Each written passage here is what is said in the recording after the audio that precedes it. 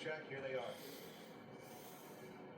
Well, you've got 6 road courses this year, so you're going to have to be able to be competitive on the road courses to keep yourself in contention. And then you've got the other agenda of SVG and Allmendinger and Zillich and even Suarez. I would say that these are opportunity races that they know that they need to capitalize on. And if one of those cars don't win, I think that they're going to be disappointed. And you can definitely see that the Chevys are well prepared. Saw a quick shot of Noah Gragson there. That was a good lap by him. He was on a better lap and gave up a little bit in Sector 3 right at the end of his lap, but good pickup from practice overall for the 4 car. Now, the drivers in Group 2 are in the top 20 according to that NASCAR metric of splitting the field. As the day gets warmer here in Austin, are they at a disadvantage? I'm not sure, Mike. I would say if it's warmer by a substantial amount, I would say yes. I think as quick as these sessions are going to happen, I think they're going to be pretty close. I agree with the latter part of that. I mean, if they were an hour apart, I think it would definitely be a thing, if you will, but I think they're as close as they are. Shouldn't be much. Ryan Blaney comes by. He was quick in practice. He's the first guy on the flyer here as we ride along with the number 8 of Kyle Busch. Busch coming to turn 20 as Kyle Larson comes up the main straight.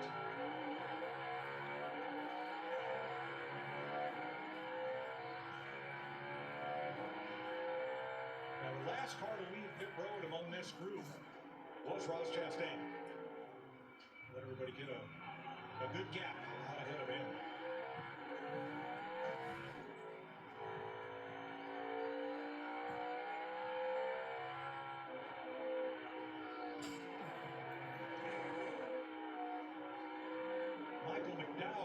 Edging his way into the top of the group based on our predictive time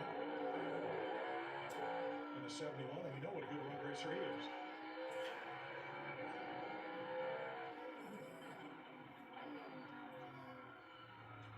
Kyle Busch is on a good lap too.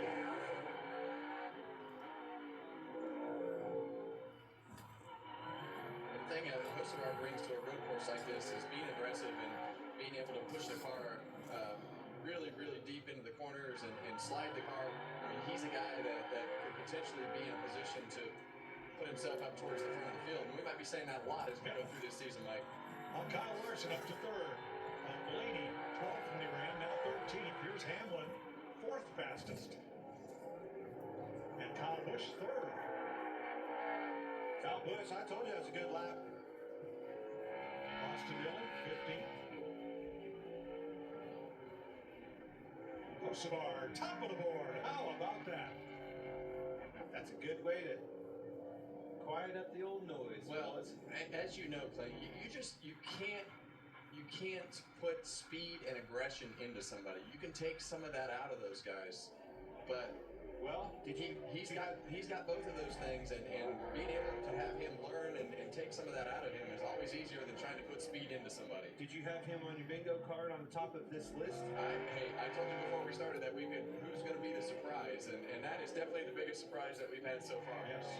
All right, Chastain, the last of this first group to finish up his lap. You've also got Reddick, Wallace, and Herbst. All the 23-11 cars out there together. Big slide. Chastain, who comes and finishes up his lap in 6th. Yeah, I think it had to have been a little bit more than that. He was...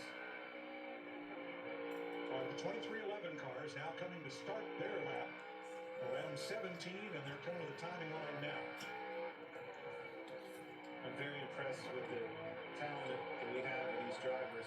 This field is this close. Well, let's not forget this, guys, as we watch Reddick come around to make his lap up the front straightaway. Denny Hamlin was nowhere in sight in practice, and they tuned that thing up for qualifying, and now he's sitting 7th quick, and we know Reddick has been really good in the past. His teammate Bubba Wallace is right behind him, trying to follow him through this lap. Missed the corner a little bit at the top of the hill, Kev.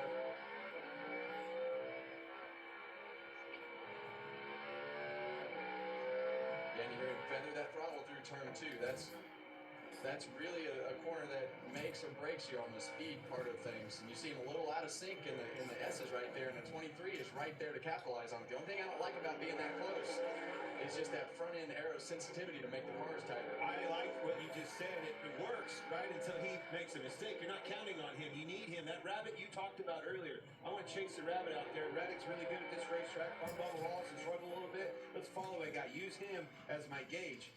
Yeah, and that 45 car has made a ton of mistakes this lap. You saw him miss another corner right there. And to your point, I think he's hurting Wallace now. Wallace is a lot of green here. Keep an eye on both of these cars. And I'm sure that Bubba Wallace didn't expect him to catch up by that much.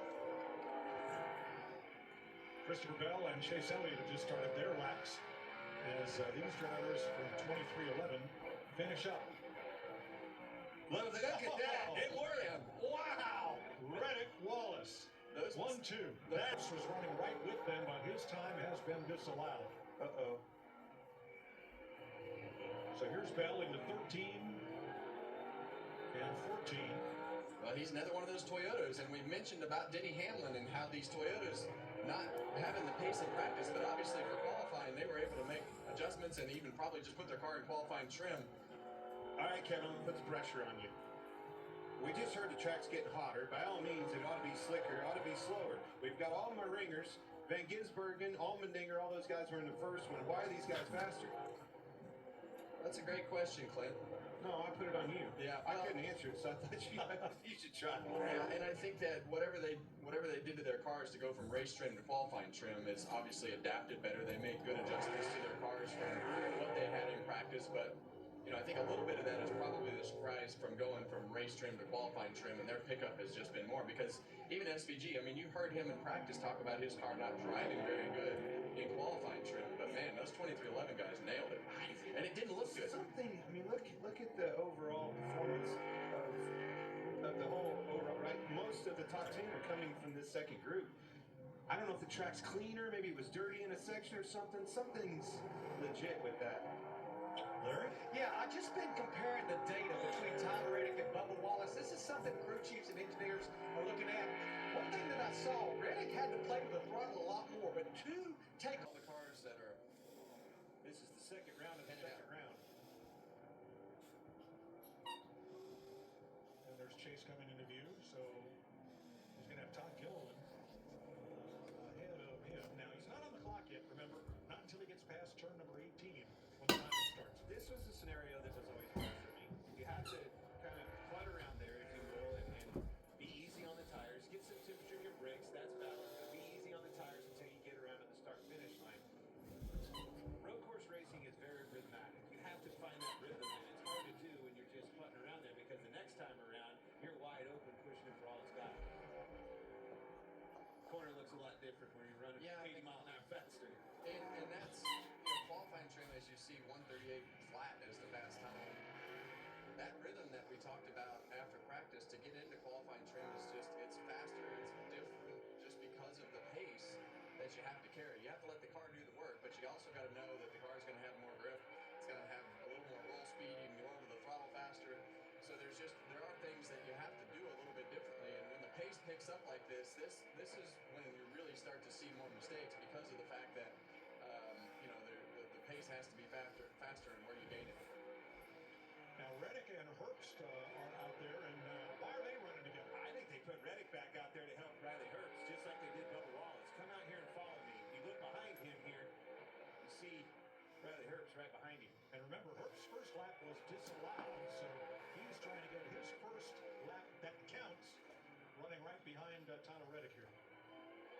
I don't think Reddick's 138 flat is in any jeopardy. I think this is all about that car behind him.